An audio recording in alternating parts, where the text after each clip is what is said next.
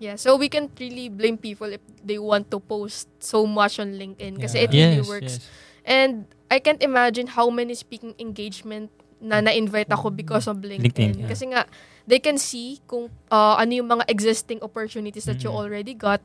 And it's a plus talaga kung you post your certifications. And at the end of the day naman, your tech skills, your certifications can get you so much. Pero your portfolio will say a lot of things aside from that.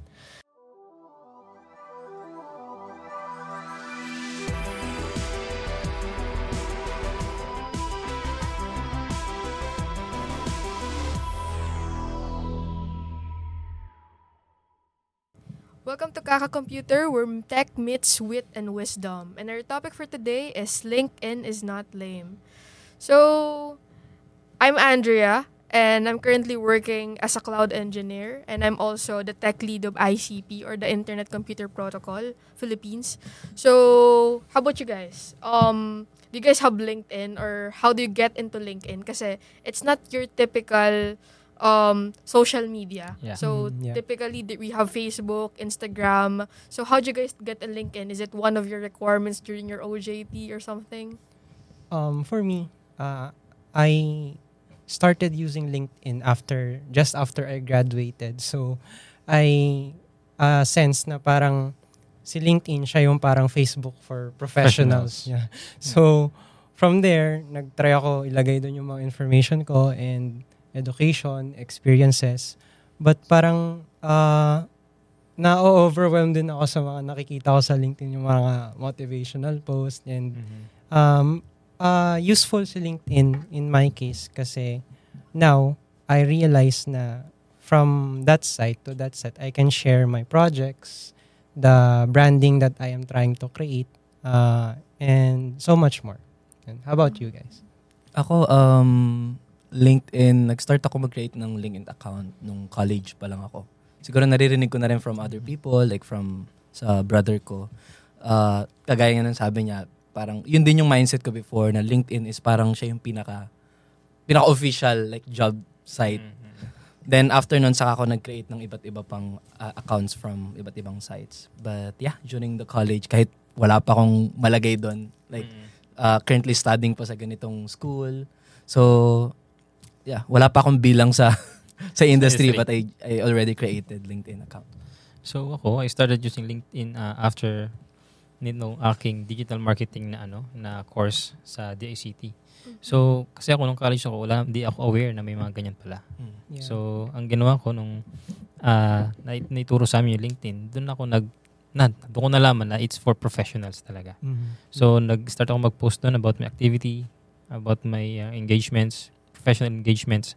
And yeah, doon din nakakuha ng mga networks, connections. Katulad ni Andrea, doon ko siya nakilala sa LinkedIn. Oh, wow. Yeah. So ako naman, I started creating LinkedIn when I saw someone posted regarding their achievements sa AWS Cloud Club na Haribon. So sabi ko, parang there are a lot of events pala outside school. And that time kasi graduating na ako. So I was actually looking for internship na kahit hindi part ng curriculum mo, you can still be their intern. So sabi sa akin, during that AWS Cloud Club meetup or parang merong silang event, someone talked to me, sabi, parang, do you have LinkedIn? So, I get curious. Sabi ko, I always see LinkedIn everywhere, pero hindi ko talaga alam yung main purpose niya na it's for professionals pala, na you can post any side projects that you got para it's a proof na you're creating something. Yeah. So I decided to create a LinkedIn. Tapos nakita ko na some people na nagte-take ng certifications, doon nila nilalagay. So, all the events, nag-start ko rin i-follow si DevCon and everything. So, those events na nakakapag-network ka, minsan, LinkedIn pala yung best way for you to connect with them in the future. And it's such a good start kasi, just like Oscar, we met on LinkedIn na I saw na he's part of the ICT, tas meron din siyang podcast actually. And I got invited. And it is quite nice kasi tech community is a small circle talaga. Yes. Minsan, the person you're talking to, he knows someone who knows someone. Yeah. And Dugtong-dugtong. helpful talaga siya kasi minsan, when you're doing your personal projects, you need someone na specialty niya yung kailangan mo. Yeah. And it's nice to have people who knows people din na kayang i-offer yung kailangan mo na specialty na yun. So that's how I started in LinkedIn. But how about you guys? Is there anything that made you think na LinkedIn is not lame? It's okay to post here, hindi naman siya ganun ka-cringe or something? I think for me, wala pang na-encounter na nagsasabi sa akin na LinkedIn is so lame. Parang ganun. Every time that I meet a new person sa mga meetups, sa mga clubs or groups, always nila sinasabi, bro, may LinkedIn ka. So, I guess LinkedIn can be a tool for us, for professionals, for students, for fresh grads. They must use it properly na lang. To not just, parang, lagay mo dun lahat ng experiences mo, broadcast ka ng broadcast. But then, you must not broadcast only. You must also engage with others in the platform. So, parang, nabibuild mo yung profile mo, nagkakaroon siya ng narrative. Hindi lang parang list of facts na ito yung experience mo, ito yung certifications mo. Actually, LinkedIn is such a great transition for me kasi I'm the type of person talaga na I don't usually post on Facebook. Yeah. So, imagine pa na LinkedIn na napakahaba ng caption mo. Ano yung natutunan mo? Sino yung mga kasama mo during these things? So, sabi ko, parang there's a culture in LinkedIn na hindi okay for others. Kasi parang, when someone congratulated you, thank you so much, parang it's very formal. Yes. So, dun siguro pumapasok yung thought ng mga tao na, parang hindi na na-humanize yung interactions kasi it's very formal nga. But, on the other hand, is there any jobs or internship that you guys got na nakuha nyo sa LinkedIn? Ako, internship no, but most of my job experience sa LinkedIn ko talaga nakuha. So, yung mga nagme-message na recruiters.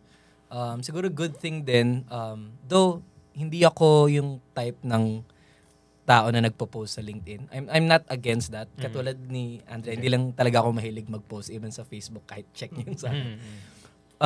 But ang focus ko kasi is magkaroon ng maraming connections. So para mas magkaroon ka ng presence. So that's what I did. And then i-entertain lang yung mga messages. And then most of my jobs came from LinkedIn din. Well, sa part ko, since I'm employed na, wala naman akong nakuhang invitations. However, sa LinkedIn, doon ako nakakahanap ng mga guests sa aking podcast, ng mga professionals in the tech industry. So, ginagamit ko rin siya to connect with government officials kasi nandun din sila. Yes. Sa Facebook, napakahirap nilang hanapin. So, for me, as a professional, if you want to connect with them, with the government and other professionals in the tech industry, that's the best way. Doon kasi sa ibang social media outlets, more on talagang socialization kung ano yung pinopost diba? Memes. Yeah, memes. Pero meron din mga memes sa LinkedIn. Pero yung mga talaga nagkakaintindihan yung nakaka-relate. Yes. Siguro another thing to add lang din, no? I think LinkedIn is such a good portfolio approach. Kasi when I was applying sa internship, na-notice ko how recruiters appreciate that you guys are doing so much more than school. So, kumbaga, if you can share your projects there, kasi di ba may mga students na, okay, kailangan ko siyang tapusin kasi it's a requirement under one of my courses and dahil sa grades. Yeah. Pero, if you're doing so much more na parang gusto ko siyang i-explore kasi I want to learn something new. Tas nakita siya ng recruiter under your LinkedIn, it's already something. So, I think that's one of the benefits for a fresh graduate. Kasi kapag nag-apply ka ng job, nakikita mo doon na the HR is actually checking your LinkedIn. So, it really works. So, siguro, we just have to consider the perfect approach in posting lang din talaga. Kasi nga, it's a community or it's a platform na everyone's literally watching kung ano yung pinopost mo. So, we have to be cautious. White Cloak Technologies is a custom software development company. They build mobile and web applications. They work with leading brands in banking and real estate. Visit their website at www.whitecloak.com to know more.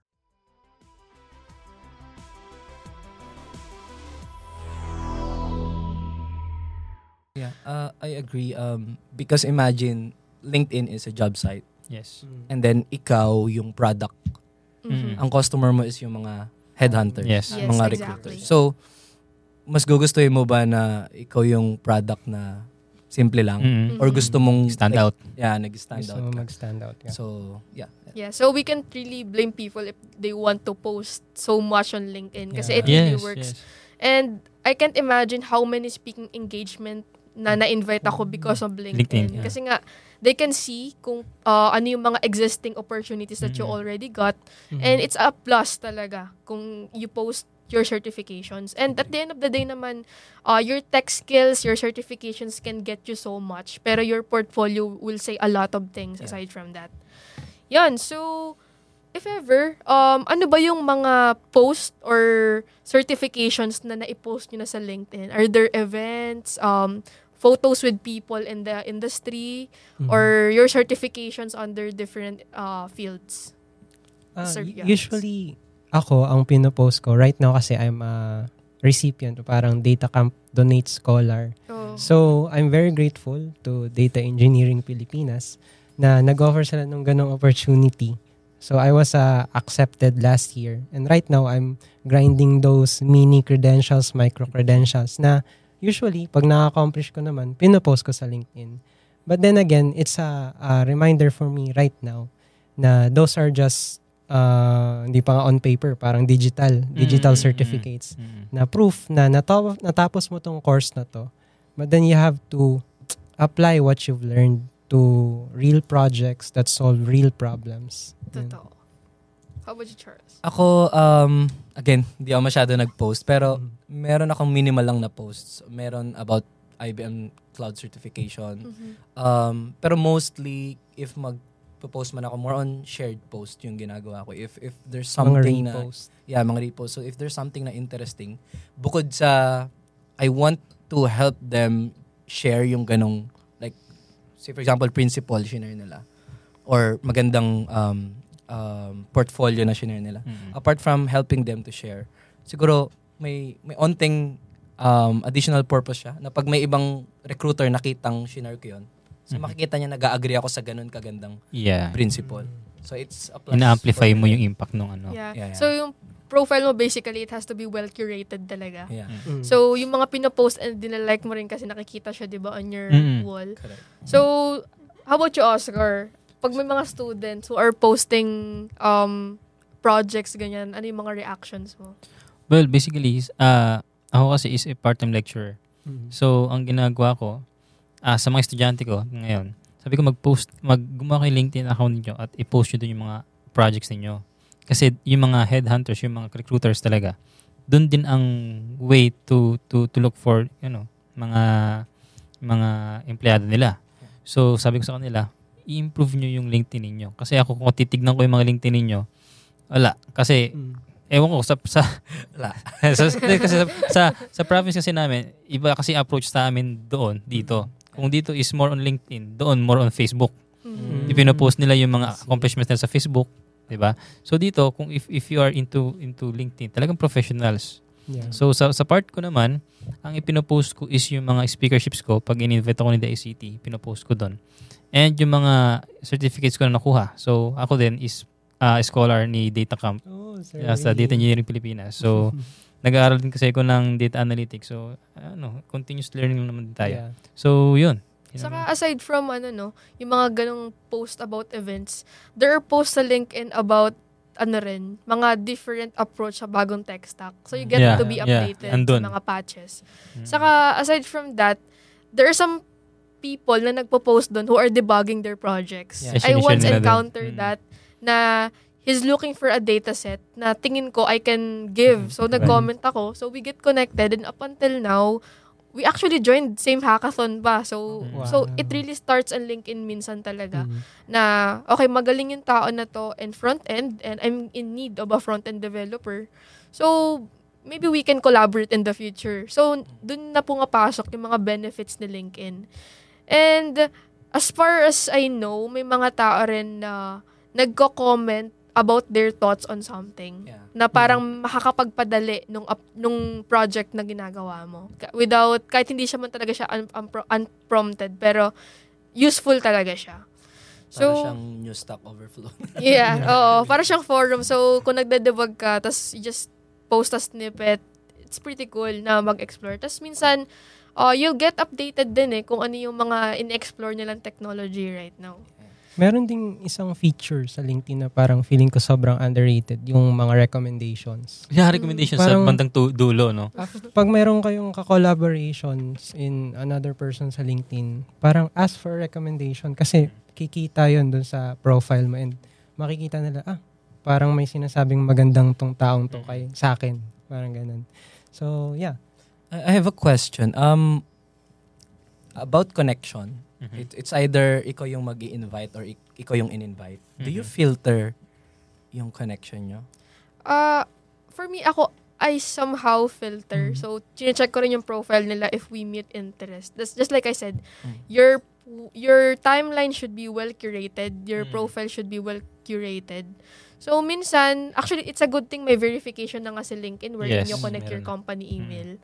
So, I filter it. So, minsan kapag ka medyo malayo na or minsan nasa construction industry Ay, mo, hindi na. medyo hindi na natin sila. Or minsan sketchy. Aha. Kasi, May mga... like I said, we still need to be cautious sa Yeah. mga makaka-encounter mo doon. So, I think need pa rin i-filter. Yes. Kasi parang right now, may mga parang bots na nagfo-flood ngayon sa LinkedIn na parang hindi siya totoong tao. Ganun.